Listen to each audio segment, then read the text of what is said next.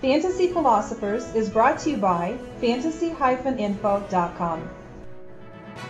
Tim Hightower was the Arizona Cardinals starting running back throughout the season, but in the second half of the year, it was clear to see that Beanie Wells was going to be a much more productive running back, as we all figured he would be when the team selected him in the first round of the 2009 draft out of Ohio State. For Hightower, though, he's still got those decent hands. He's still a guy that had, over a 4 yard per carry average, so he did have an uptick in that area. There were signs, he had lost some weight. He looked like a better running back last offseason, and it showed. I mean, he's really been dedicated to his craft. For the talent that he has, he needs to get every ounce of energy that he can get out of his body so that he can be the kind of guy he's been. One thing, though, he was a problem for Wells last year, should continue to be a problem this year, is he had 8 touchdowns rushing last year. He had 10 his rookie season, so he's averaging 9 rushing touchdowns a season so far in his 2-year career. This season, I was hoping to hear that Beanie Wells was going to be the starter for this team, but it looks like Hightower, early projections this summer,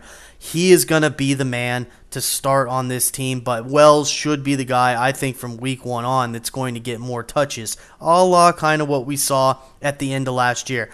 I also believe the Cardinals are definitely slated to run the football more than they did last year. Remember, they had Kurt Warner. This year they got Matt Leinart because Warner retired. So look for them to run the ball more this season. So that will help Beanie Wells, but he's going to be capped by Hightower's ability to score, and because he just does some of the good little things that a team likes to have, and maybe they're just not ready to give Beanie Wells the starting job yet.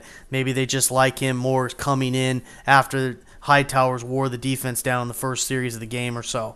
But whatever it is, it looks like Hightower's the guy there. He has some value as a guy you can hold on to on your bench. Wells had, nicks and injuries early last season. He did have some problems in college, so if something should happen, Hightower has proven he can be a productive little flex play option for your team. He has a good schedule this year, so keep those things in mind with Hightower, but obviously he's not a guy you really should be starting on your team, even in deep leagues, to begin the season. For more fantasy football information, go to fantasy-info.com and sign up for our free e-newsletter. Good luck in your 2010 Fantasy Football League. As an added bonus, the Fantasy Info guys will include their 5 secret tips for success in fantasy football